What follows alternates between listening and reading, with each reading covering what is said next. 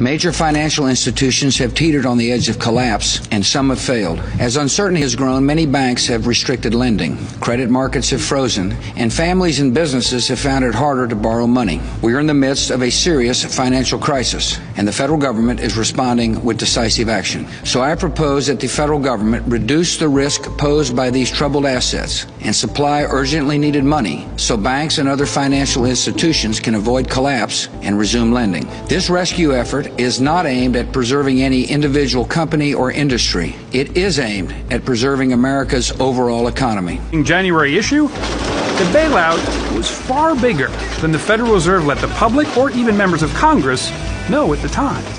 During the 2008 meltdown, when the government bailed out too big to fail giants like Bear Stearns, AIG, Fannie Mae, Freddie Mac, who did they hire to analyze and clean up the mess? Another giant financial firm by the name of BlackRock, led by a very well-connected billionaire by the name of Larry Fink.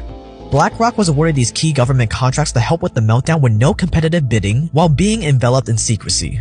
Basically, Larry Fink was hired to be the manager of Washington's bailout of Wall Street, even though BlackRock is one of the biggest shareholders in the same banks they were helping to get bailed out, making Larry Fink the most powerful man in the post-bailout economy.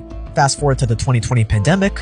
Rick, quick question for you, sir. We're just getting word from the Federal Reserve, and this might be boosting the markets even more this afternoon. They are talking about the details of their corporate bond purchases. The Fed making history today, and for the first time ever, began buying corporate debt ETFs. The unprecedented move driving an explosion in the corporate debt market. We are committed to using our full range of tools to support the economy and to help assure that the recovery from this difficult period will be as robust as possible. But again, as I mentioned, the Fed 2 weeks ago began buying individual corporate bonds, and we just got granular detail about what types of purchases it made yesterday. And who did the money printer of the US, the Federal Reserve, hire to manage their scheme to buy corporate bonds? Basically, they were bailing out corporations that had too much debt to withstand the pandemic.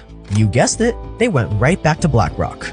Even though, again, the same corporations BlackRock was helping to bail out were the same corporations that they own some of the biggest stakes in.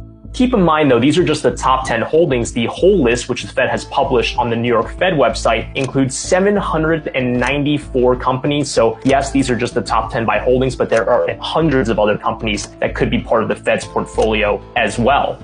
Larry Fink was the most powerful man in the post-bailout economy, and now he's arguably one of the most powerful men in the post-pandemic economy as well. And yet, despite all his considerable power, the general public has practically never heard of Larry Fink, with BlackRock barely coming into the public eye during the recent claims that they were buying up single-family homes. That's because Larry is smart. He's intentionally kept it that way. He spent the last 33 years building BlackRock into the biggest asset manager in the world, with over $9 trillion under their management.